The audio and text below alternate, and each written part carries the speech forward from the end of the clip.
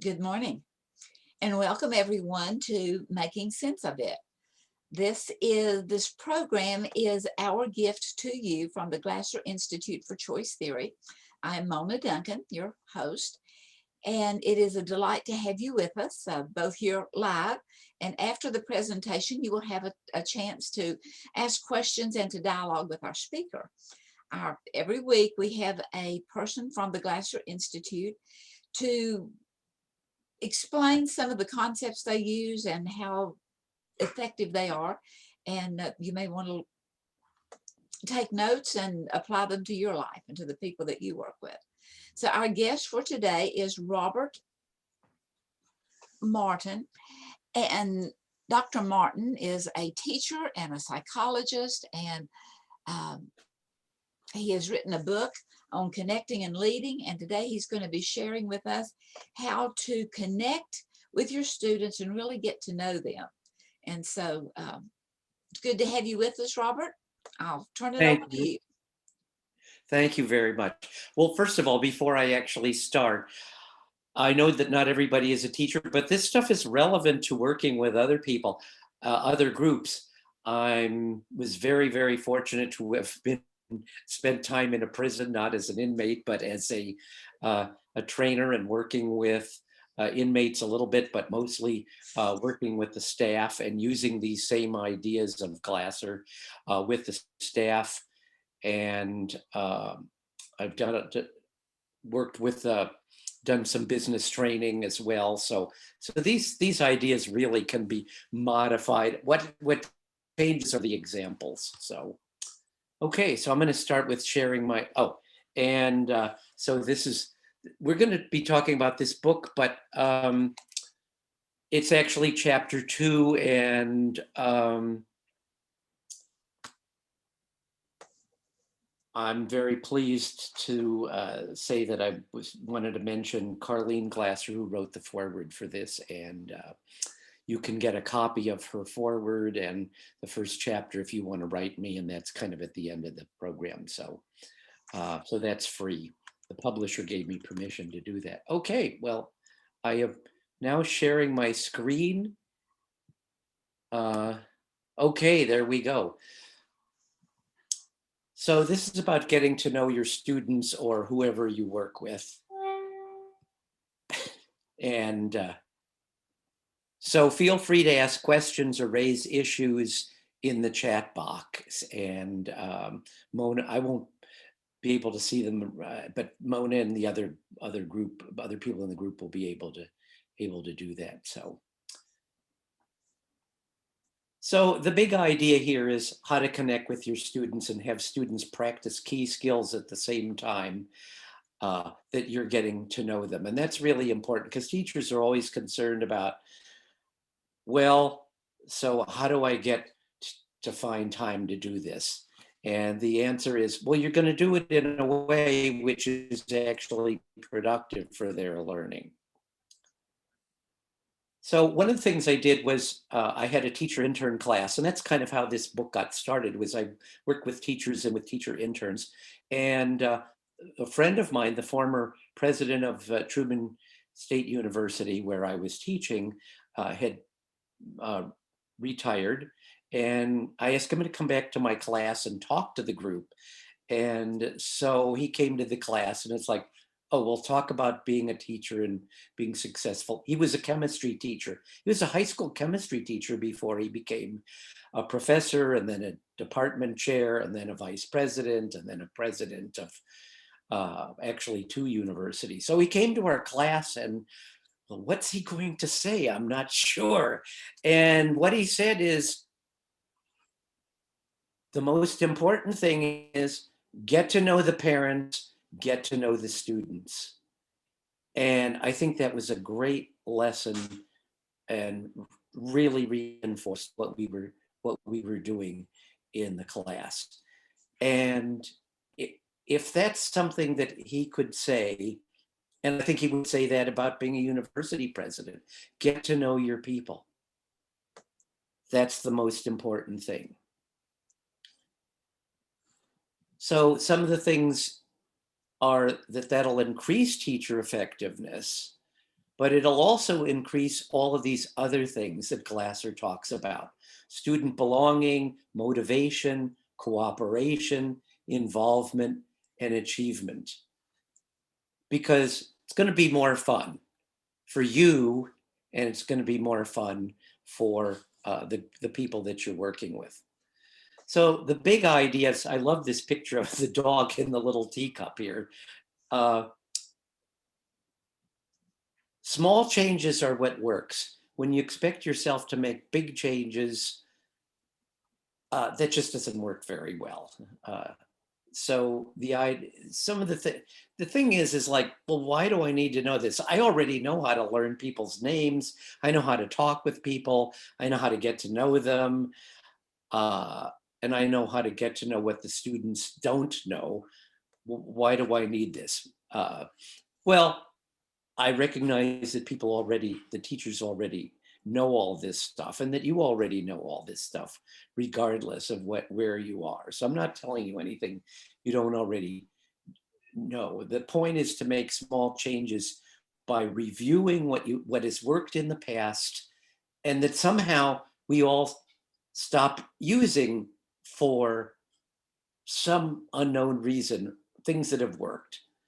And this is something that Bill Glasser would talk about. And then also reviewing, well, what could we do more of? And if you think of anything, go ahead and put it into the chat. The other things are becoming more systematic in using what we know, and then finally stretching ourselves to go a little beyond our comfort zone, to do a little more than maybe we're used to doing. So the big thing is to take a relaxed approach to getting to know students and parents and others. And that's kind of tough because it's easy to pressure. One of the things that's happened in education over the last 10, 20, 30 years has been this cycle of pressuring. The administration pressures the teachers, and then the teachers feel pressured. I got to cover all the material. I got to cover all the material. I got to cover all the material.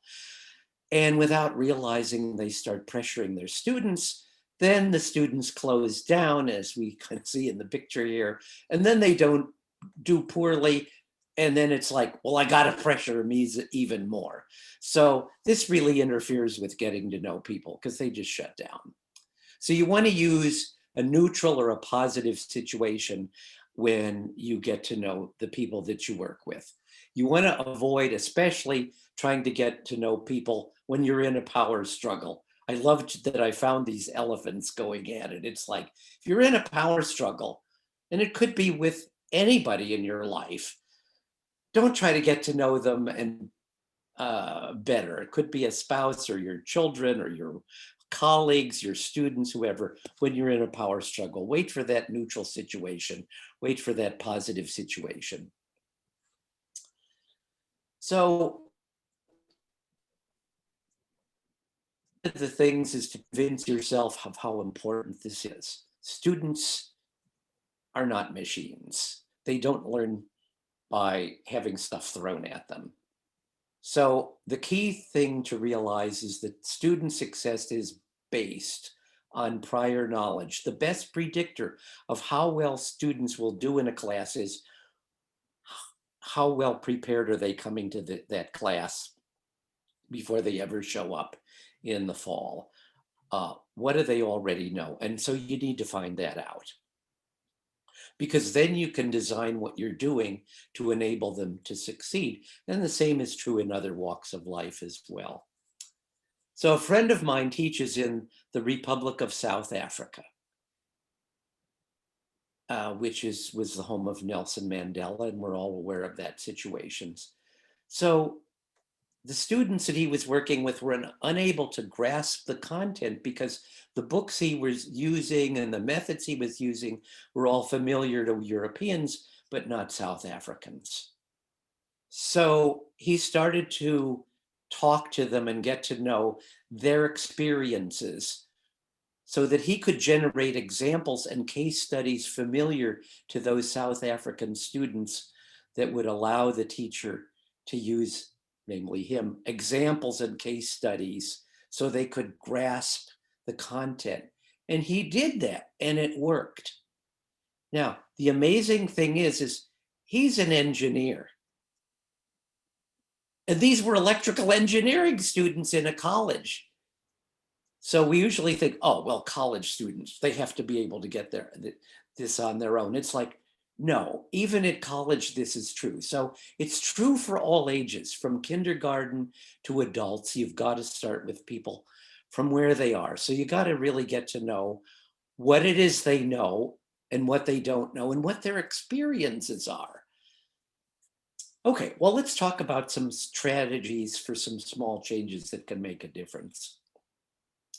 The first thing is just to have an intention. We all get to know students, but we don't necessarily say, okay, well, I'm going to have a systematic way of doing this. So the first thing is to have an intention and to make a commitment to do a specific action that makes you able to connect with your students. And then it's kind of always in the back of your mind. What can I do to get to know them better? So what do you want to get to know? Not just their names, but their mental pictures. This is a big Glasser theme, and I think it's a really, really valuable one. What are their mental pictures? And we'll talk more about the basic needs next time in my next presentation. But for now, I'll just say mental pictures, their ideas, their stories, their backgrounds, their neighborhoods, their culture. Because then that's where you're able to relate to them and to use examples and to be able to talk to them in a way that's going to be successful. So some sample actions of what it is to make a small change. And I'm just talking about pick one of these things and say, okay, in the next 2 weeks, I'm going to try to do this with every student. So one is to identify and share something that you like about each student. You don't have to you can actually do that in writing. I knew a teacher, she was a 6th grade teacher, and she did this with every student. And it was like, for some of the people, it's like really tough to find something that you liked about them. And that's a challenge for us to do that. You can ask students what they like to do. You can ask students where they feel successful. You can listen to students who want to tell you something with your full attention, no correcting papers or doing other things or looking out the window or whatever. Yesterday I was looking for pictures of teachers and students looking at each other and having a conversation. They were almost always looking at a book or looking at a computer or whatever. They were never looking at each other. So that was so fascinating to me as I looked for pictures to use from online. That's kind of what I found. So you need to be systematic. Like, okay, I'm not going to do everybody. I don't have time to do everybody in one day. And the same way at your place of work, if it's not a school or wherever it is, that if you're the boss, over 2 weeks, I'll get, if it's a bigger group, maybe it'll take a week, maybe it'll take 2 weeks, and then pick some small action that you can repeat every day with different people until you've done everything. So, by the way, one of the things we know is that in calling on students, if you don't have a systematic way of doing things, certain students never get called on. They kind of become invisible, and other students are called on more often. It's like, we just do that. It's not that we're deliberately doing it. It just happens. So we have to make a special effort to get to know and get to call on the people that may, by having a systematic way of doing that. So how do you do that? Well, one way is to over prepare lessons, because when you over prepare, you open up a space to listen and observe the student reactions to what you say and what you're doing. So you're not looking at your notes or the board or the computer, but you're really looking at the students.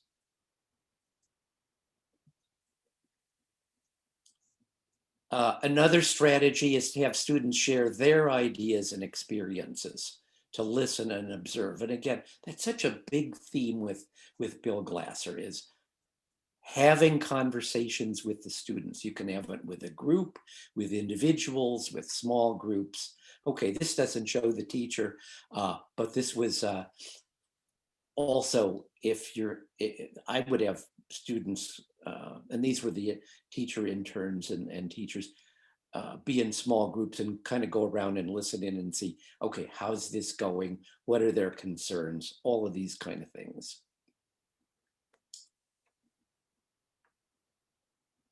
When students share their ideas and experiences, they're practicing skills. It's not like, oh, well, we're not doing anything that's relevant to the curriculum. Well, they're manipulating ideas and they're increasing their agency and their responsibility and their motivation. Those are the most important things for getting them to make an effort. They have to feel that school is a good place. And I think that was such a big theme for me with Bill Glasser, is school needs to be a good place. They need to have a positive mental picture of school, or the workplace, the same thing, whatever it is. So that it's a good place to work. The more people see where they are working, whether they're students or any other environment, they'll get more done in the long run. Another is to make small talk. That's how you get to know people. I grew up in a family where I didn't learn to do that. And so I would go to a party and I didn't know how to do small talk. We're not talking about, well, I don't have time to talk with people for 5 or 10 minutes. I'm talking about just a sentence or two. It doesn't matter how long it is. How about if you need practice? I needed a lot of practice with small talk. And so I think one of the things I must have done, because I do it now, and that's I practice talking with the checkers every time I go to the store, and just a remark or two, and try to get them to laugh, or try to get them to share something. Or if I go to the dentist's office, I have conversation with the dental assistant, or if I'm with a teacher, with the students, it doesn't matter. It's just great opportunity to have fun. And I became much less introverted by doing that. And it just became much easier for me to do it, either with the whole class. When I started, my wife said, "Oh, you look at your shoes when you talk to the students." Like, oh, that's terrible. So it's like, I had to really work on this. But you can also use written prompts to ask students how their experiences connect with the skills and the content of what you're trying to teach. It doesn't matter what it is.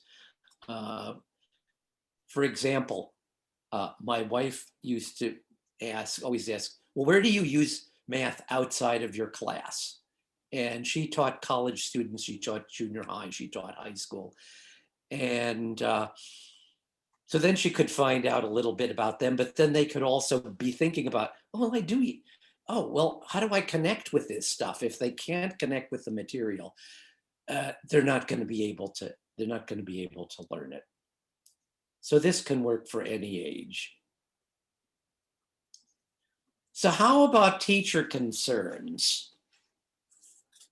The big concern is, when I go into a teacher workshop, I know beforehand they're all sitting there and it's like, I don't have time for this. Well, I'll get on to that.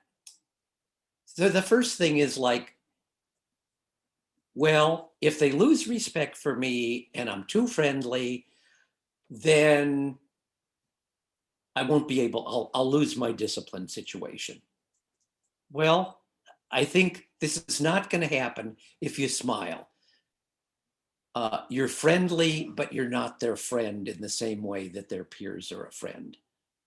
You don't try to be one of them. You're still the adult in the room, but you're friendly. And the same way, I mean, if you're the boss, it doesn't matter. You're in charge.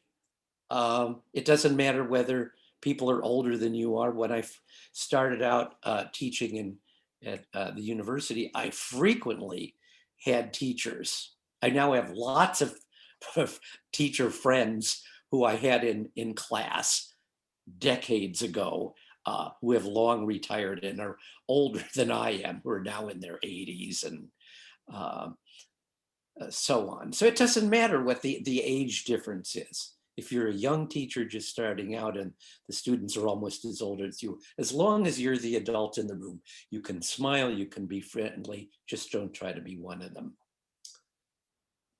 The big thing then is always like, well, how do I find the time? Again, it comes back to the superintendent is pressuring the principal. The principal is pressuring us.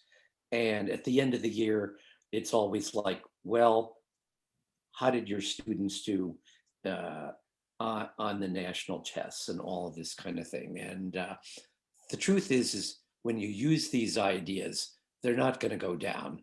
Uh, the very worst is they'll stay the same, but the chances are they're going to be competitive with all the other schools in the district, or all the other teachers in the district. You're going to do well. So short conversations, let's define that. That can be a sentence or two or three. As students come into class or students leave class during a recess or uh, after school, inside class, uh, with the whole class, group meetings, talk about more this whole chapter on that. Outside class, if you happen to see kids standing around after school waiting for the bus or whatever it happens to be, this is all a conversation can be very, very short. I have lots of conversations with people while I'm walking out the door somewhere, and I don't even stop. It's like, but I slow down. But when we get to the door, it's like, okay, well, good. See you next time. Now, the big thing with all of this stuff is, however good all of us are, including me, it's like if we move a little bit out of our comfort zone, that's where the good stuff is. And I have just behind me, there's a lamp, and it has a similar a diagram of this, is that whatever you do in life, your comfort zone is much smaller than where the good stuff is. To get to the good stuff, you have to be willing to go out of your comfort zone. So I'm looking up at a sign right now. I'm looking away from the screen and I'm going to read what's on my sign. It says, if you want something you don't have, you may need to do something you've never done. So that's kind of what these are about, is how to go just a bit more out of your comfort zone, to be a little more systematic, to build a small habit so that you're doing these things every time, all the time. Uh, and then it becomes effortless. And it all starts out with a very small uh, idea. So, summing up, it just kills me that I've talked to people, teachers. I talked to, okay, my brother-in-law, who's a substitute teacher, and I've talked to a lot of teachers during the pandemic. And it's like, well, most of the teachers were not doing any real teaching. They were not visiting with the students. They were not having conversations with them. This idea that teaching is presenting, because that's what you do on Zoom. Well, that's not my idea. And as a teacher, as a counselor, of course, my job was always to get the students to talk. And as a teacher, I tried to follow up on that and have students, whether they were teachers or whether they were kids in school. My favorite thing was always when I would go to the elementary school and also sometimes middle and high school in the district near us, where I went one day a week for 13 years and worked as a psychologist, working with the students and the parents and the teachers. And that was always the thing that I loved most. And so teaching is so tough. And the point is that how can we make it more fun? Not by stressing ourselves, but by finding some small things we can do. And these are the two big things, I think, is to find out, what do students care about? That's what Glasser is all about. What do students care about? And then if you read his books on the quality school, all about finding out what the students can do and helping them be successful to go a little out of their comfort zone so that they're learning new things. So the big thing from my point of view is, hey, I'm not here to tell anybody what to do. I'm here to say, do what works for you. Do what worked in the past that you're no longer doing. Do what resonates with you. And that's what the book does. It's just a lot of different ideas that teachers can look at and see, oh, this one resonates with me. Or, oh, that used to work so well. How come I'm not doing that anymore? Nobody knows the answers to these questions. So the better you know your students or whoever you're working with, the better you'll be able to motivate those people. The better you'll be able to win cooperation, the better you'll be able to solve problems that arise. And these first three things, that's true in every walk of life, whether you're parenting or whether you're working in a job or whether you're a policeman, policewoman. Well, it doesn't matter. It doesn't matter.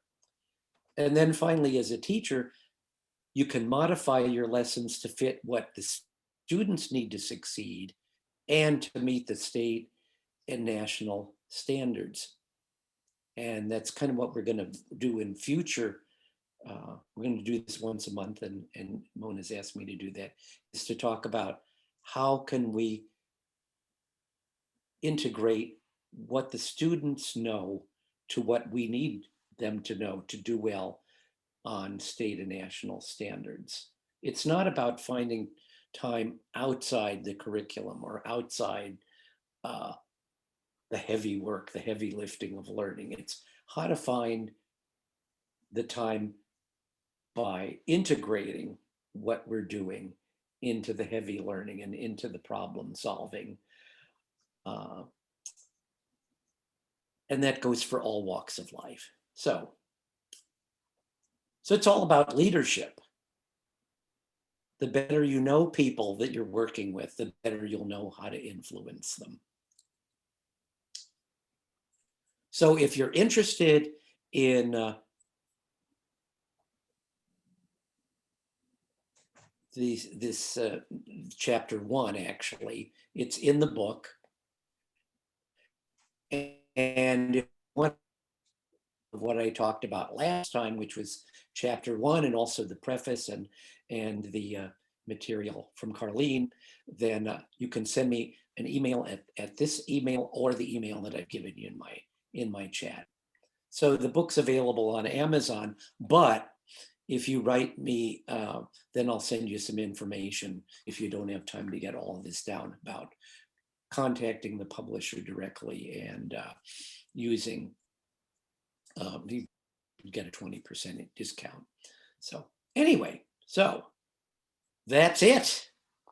I will stop sharing and we can return to the whole group.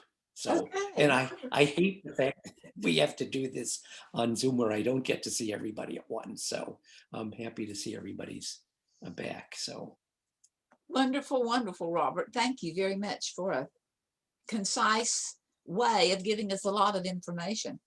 There was one thing that you brought out there on getting to know the students and so forth. I just wanted to share that I knew a teacher that had 2 cups or little vases, and in one she had popsicle sticks with every student's name in the class written on the popsicle stick. And she let them know right up front that she was going to be pulling out to ask questions randomly, pull one out and ask questions of the student. And she let them know right up front that I am not expecting an Einstein answer. I want your understanding of what we've talked about.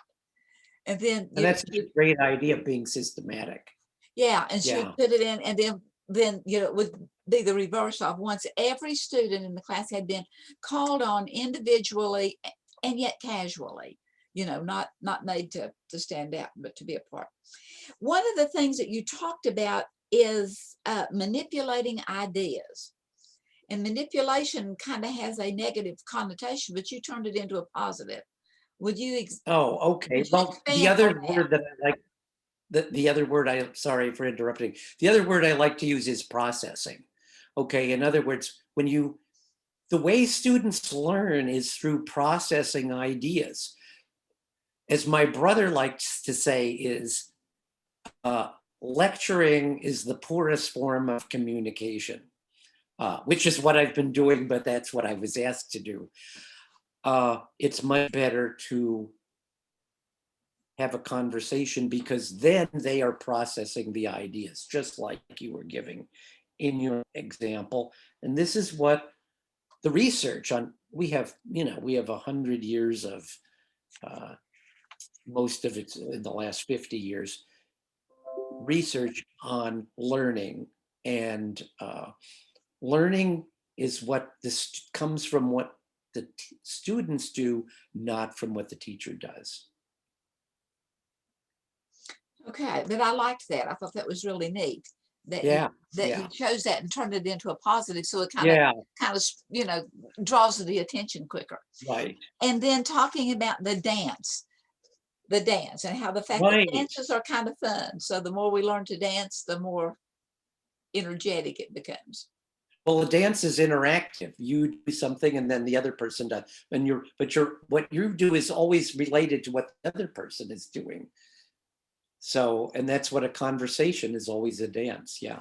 Right, So back and even in a lecture, it's a dance because you're paying attention to your audience and you're trying to see, oh, are they getting it? Aren't they getting it? Which is really hard in Zoom, with Zoom, by the way, which is why I like being in person, because then you can really see where people resonating with this. Yeah. right, right. Well, thank everyone for being here. We're going to stop the recording, and then those of you that are present can make comments and chat more. So we'll thank you for being here. Have a great day and good mental health.